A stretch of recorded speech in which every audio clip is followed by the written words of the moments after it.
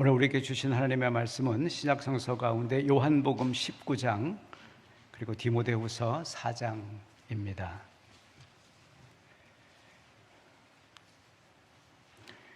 요한복음 19장 28절부터 30절까지를 먼저 봉독합니다. 이제 하나님의 말씀에 경청하시길 바랍니다. 그 뒤에 예수께서는 모든 일이 이루어졌음을 아시고 성경 말씀을 이루시려고 목마르다 하고 말씀하셨다. 거기에 신포도주가 가득 담긴 그릇이 있었는데 사람들이 해면을 그 신포도주에 듬뿍 적셔서 우슬초 대에다가 꿰어 예수의 입에 갖다 대었다. 예수께서 신포도주를 받으시고서 다 이루었다 하고 말씀하신 뒤에 머리를 떨어뜨리시고 숨을 거두셨다. 이어서 디모데후서 4장입니다.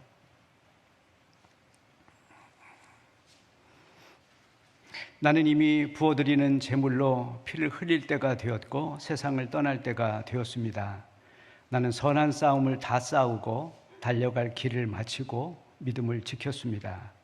이제는 나를 위하여 의의 면류관이 마련되어 있으므로 의로운 재판장이신 주님께서 그날에 그것을 나에게 주실 것이며 나에게만이 아니라 주님께서 나타나시기를 사모하는 모든 사람에게도 주실 것입니다.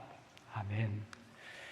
이 시간에는 우리 엘 글로리아 찬양대가 찬양을 하는 시간인데 오늘은 특별 연주가 있어서 쉬시라고 했습니다. 말은 쉬라고 그랬지만 아쉽습니다. 아름다운 찬양을. 여러분도 그러시죠? 네. 대신 다음 주에는 아름다운 또 은혜로운 찬양을 듣도록 하겠습니다. 우리 모두가 성공한 인생을 살기를 원합니다. 이런 갈망을 반영을 해서 서점가에 가면 성공이라고 하는 단어가 들어간 책이 참 많이 있습니다. 다이어트 성공, 입시 성공, 취업 성공, 주식 투자 성공, 심지어 대학에는 성공학이라고 하는 강좌도 생겼습니다. 모든 사람들이 성공에 집착을 하고 또 삶을 몰두하는 이른바 성공 지상주의 시대, 우리가 그런 시대를 이제 살고 있습니다. 왜 이런 시대가 도래했을까요? 그것은 무엇보다도 성공하고 싶다고 하는 욕망이 옛날보다 훨씬 더 많이 증폭되었기 때문입니다. 옛날에도 성공하고 싶은 욕망이 있었습니다. 그런데 그 시대에는 아무나 성공할 수 없다고 포기한 사람들도 많이 있었습니다. 그런데 우리 시대에는 누구나 할 수 있다고 하는 I can do it, 나도 할 수 있다, 당신도 할 수 있다, 그러한 적극적인 사고방식, 긍정심리학이 유행을 했습니다. 1970년대 이후의 일이죠. 이 시대에 이제 야망은 꿈이나 비전으로 포장이 되고 또 비즈니스 분야에 성공한 사람들 이야기는 방송을 또 책을 가득 채우고 있습니다. 이런 시대가 돌아한 또 다른 이유가 있는데 그것은 성공해야 한다고 하는 사회적인 강박관념입니다.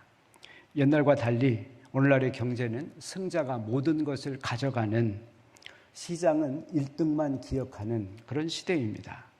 성공한 사람과 실패한 사람 격차가 커지면서 이제 성공은 해도 좋고 안 해도 좋은 그런 선택이 아니라 생존하려면 반드시 필요한 생존 조건이 되었습니다. 성공한 쿠데타를 가리켜서 혁명이라고 합니다. 실패한 쿠데타는 그저 반역에 불과합니다. 이런 시대에 성공은 목숨 걸린 일이 돼버렸습니다. 하지만 우리가 앞만 보고 달리느라고 잃어버린 것도 치룬 대가도 많습니다. 극심한 경쟁 속에서 우리의 몸은 다들 고달파하고 마음은 소진되어 있습니다. 희망 고문이라고 하는 말이 있습니다. 지나친 희망, 기대, 그것을 달성하지 못할 새 자존감은 무너지고 마음은 우울감으로 가득해집니다. 성공주의 사회에선 성공한 사람 혹은 그렇지 못한 사람 모두가 불행할 확률이 높습니다. 성공한 사람은 그걸 지키기 위해서 애를 써야만 되고 실패한 사람은 자기 모멸감 때문에 자신을 학대하며 살게 됩니다. 어떤 책 제목에 보니까 그런 책이 있더라고요. 성공한 국가, 불행한 국민이라고 말입니다. 어쩌면 우리 사회를 잘 표현하는 말이 아닐까 싶습니다.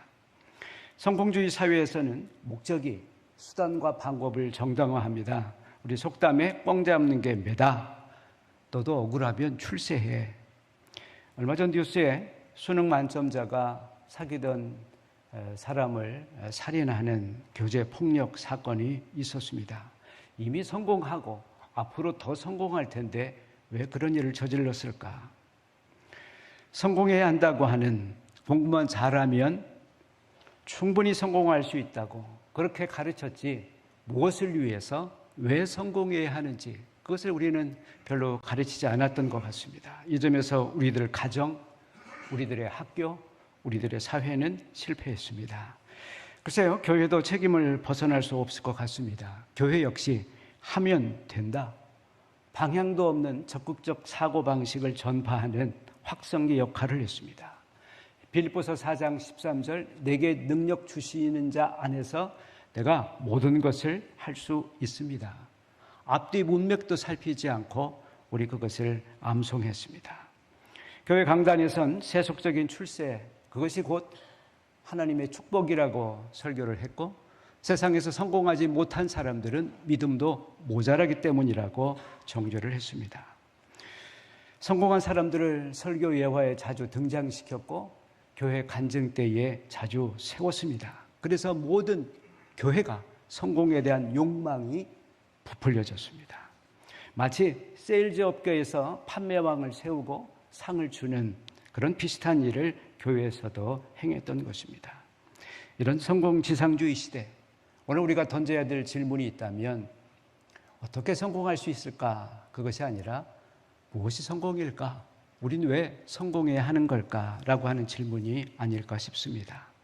고대 그리스에서 성공이라고 하는 것은 자기가 목적한 것을 이루는 것이었습니다. 성취하는 것이었습니다. 대개 그 성취는 자기를 완성하는 것이라고 생각했고, 특별히 덕을 갖춘 사람으로, 덕스러운 사람으로 자라나는, 성장하는 그것을 가리켰습니다. 그런데 우리 시대에는 개인적인 자기 목표나 자기 성취나 자기 덕을 완성하는 것보다는 다른 사람들로부터, 사회에서, 특별히 직업시장에서 인정받는 것을 더 중요하게 생각을 합니다. 사회적 지위, 명성, 그리고 무엇보다도 돈입니다. 예전에는 성공이라고 하는 것도 개인의 주관적인 일이라고 생각했는데요. 지금은 그것도 객관적으로 가치를 숫자로 평가할 수 있는 계량화된 것으로 이해를 합니다. 한마디로 내 몸값이 얼마인지, 그것이 곧 나의 성공의 지표가 되어 있습니다. 우리의 연봉은 얼마입니까? 우리가 만든 블로그에는, SNS에는 몇 명이 방문을 합니까? 이제 우리의 성공은 숫자에 매이게 되었습니다. 이런 시대에 예수님의 삶을 돌아보면 어떻게 말할 수 있을까요? 예수님은 자신을 하나님 아들이라고 생각했지만 세상적으로 보면 완전히 실패한 인생이었습니다. 물론 한때 기적을 일으켰고 병자를 치유했고, 그리고 오늘날 그 어떤 유명한 연예인보다도, 어떤 정치인보다도 더 강한 팬덤을 가지고 있었습니다. 하지만 얼마 안 가서 세상에서 가장 끔찍하다고 하는 십자가형, 거기서 무기력하게 죽은 죄수에 불과했습니다. 제자들로부터는 배신을 당했고 군중들에게서는 조롱거리가 되었습니다. 그런데 오늘 읽었던 요한복음 19장 본문에 보면 이렇게 돼 있죠. 예수님은 자기 자신을 다르게 평가하고 있습니다. 28절에 보면 모든 일이 다 이루어졌음을 아셨다. 구약성서에 예언한, 자신을 두고 예언한 그 모든 말씀이 자신의 삶 가운데 다 이루어졌다라고 하는 것입니다. 그래서 30절에는 다 이루었다. 하나님께서 나에게 맡기신 사명, 나를 이 땅에 보내신 그 사명을 내가 이 삶을 통해서 온전히 성취했다, 완성했다, 그렇게 말씀하십니다. 자기 삶을 두고서 다 이루었습니다, 다 완성했습니다 라고 말하는 사람, 그렇게 말할 수 있는 사람, 그 사람이 진정한 의미에서 유일한 성공자가 아니겠습니까? 또 한 사람의 성공자는 사도 바울입니다. 두 번째 본문 디모데후서 4장을 보실까요? 바울은 자신이 죽을 때가 다가왔음을 예감했습니다. 6절에 보면 이제 세상을 떠날 때가 되었습니다. 그것도 희생제물로 바칠 때 말입니다. 아마도 바울은 예수님께서 십자가에서 돌아가셨던 것처럼 자기의 인생도 순교로 마감할 것을 예감했던 것 같습니다. 그런데 그 8절 주목해 보십시오. 그 죽음 앞에서 바울은 이렇게 고백을 하고 있습니다. 저에게는 의의 면류관이 준비되어 있습니다. 저의 삶은 지금 이 순간 곧 마치겠지만 그러나 곧 저는 하나님으로부터 예수 그리스도로부터 의의 면류관을 받게 될 것입니다. 바울은 당시 그리스 올림픽에 승리자가 쓰게 되는 월계관을 연상하고 있습니다.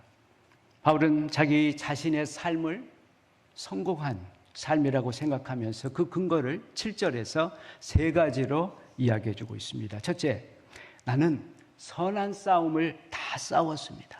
여러분, 싸움 가운데 선한 싸움이 어떤 싸움입니까? 두 가지가 있습니다. 하나는 자신과의 싸움입니다. 자신과의 싸움은 가장 힘든 싸움입니다. 그리고 가장 선한 싸움입니다. 다른 사람과 아니라 자기 본능을 거스려서 자기 자신과 싸우는 것이기 때문에 가장 힘이 듭니다. 한편 자신과의 싸움은 다른 누구도 상처 주거나 다른 누구도 해치지 않고 승리할 수 있는 길이기에 선한 싸움입니다. 모든 올림픽 메달리스트가 인터뷰를 하면 꼭 공통적으로 하는 이야기가 있습니다. 무슨 말인지 아시죠?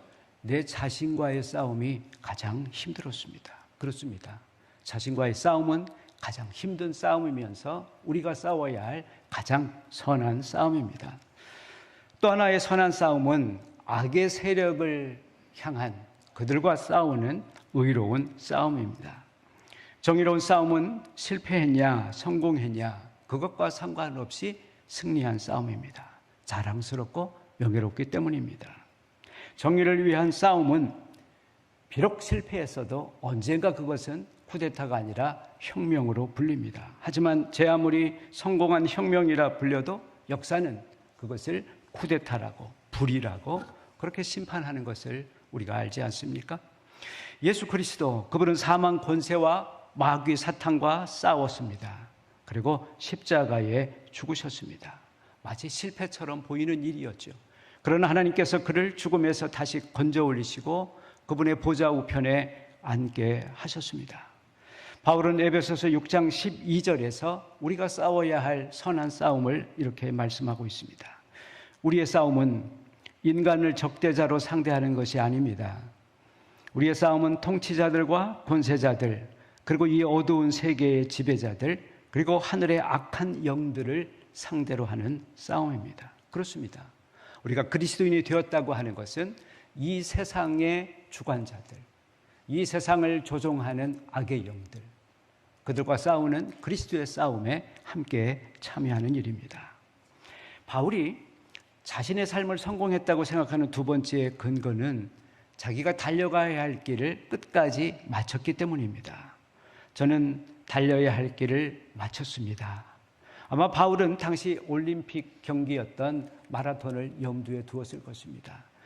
기원전 490년 고대 아테네는 페르시아 대군과 싸우고 기적적으로 승리하게 됩니다. 한 병사가 너무나 기뻐 이 승전보를 고향에 고국에 아테네에 전하기 위해서 아테네 평야를 달리기 시작합니다. 마라톤 평야라고 불리었습니다. 약 40km. 그 이후로 올림픽에는 마라톤 경기가 하이라이트가 되었습니다. 마라톤에서는 기록도 중요하지만 사실 마라톤 경기에 본래적으로 의미 있는 것은 끝까지 완주하느냐는 것입니다. 그걸 더 미덕으로 치는 경기입니다. 왜냐하면 마라톤 경기는 마치 인생을 닮아서 다른 어떤 미덕보다도 인내심을 중요하게 생각하기 때문에 그렇습니다. 우리의 인생도 특별히 우리의 신앙도 인내라고 하는 것, 견디는 것, 버티는 것, 참는 것, 그것이 중요한 덕목입니다. 마지막 바울은 믿음을 지킨 삶을 살았다고 했습니다. 지킨다라고 하는 그 말은 충실하다라고 하는 말로 바꿀 수 있습니다. 또 우리가 지킨다라고 하는 말을 사용할 때 덧붙여지는 표현이 하나 더 있는데 목숨을 다해 지킨다, 그런 표현을 하게 됩니다. 여러분 가운데 반려견을 기르는 분들이 계십니다. 개를 좋아하는 이유가 여러 가지이겠지만 그 중에 하나가 주인에게 충성하기 때문입니다. 개는 자기 주인에게 복종할 뿐만 아니라 주인을 지키기 위해서라면 물불을 가리지 않습니다. 우리가 물불을 가리지 않고 이 생을 살면서 지켜야 할 가치가 있다면 무엇이겠습니까? 바울에게 그렇게 묻는다면 그는 예수 그리스도, 그렇게 대답을 할 것입니다. 사도행전 20장 24절에 바울은 이렇게 말하고 있습니다. 내가 나의 달려갈 길을 다 달리고 주 예수께 받은 사명, 곧 하나님의 은혜의 복음을 증언하는 일을 다하기만 한다면 나는 내 목숨을 조금도 아까워하지 않습니다. 여러분, 우리는 성공한 사람들입니까? 여러분은 자신을 성공했다고 평가하십니까? 답은 지금 내릴 수 있는 것은 아닙니다. 우리가 이 생을 마칠 때 아마 그때 정확한 판결이 날 것입니다. 지금 우리 모두는 잠정적으로 평가합니다. 마지막 결승점에 도달하게 되면 그때 답이 나올 것입니다. 우리가 진정으로 성공한 사람들인지, 그것은 사람들의 평가에, 특별히 시장의, 직업 시장에서 좌우되는 것은 아닙니다. 어쩌면 우리는 우리를 창조하시고 우리를 이 땅에 보내신 창조주, 그분 앞에서 그분의 평가에 달려 있습니다. 왜 보내심을 받았는지, 우리 무엇을 위해서 그렇게 열심히 살았는지, 그 소명, 그 사명, 그것을 놓치지 않고 그것을 지키고 끝까지 온 힘을 다해 달려갈 수 있다면 예수 그리스도, 바울만 아니라 우리 역시 언젠가 성공한 삶으로 스스로를 평가할 수 있을 것입니다. 오늘 예배드리는 저 또 여러분, 이런 축복, 이런 은혜가 있으시기를 바랍니다. 기도하시겠습니다.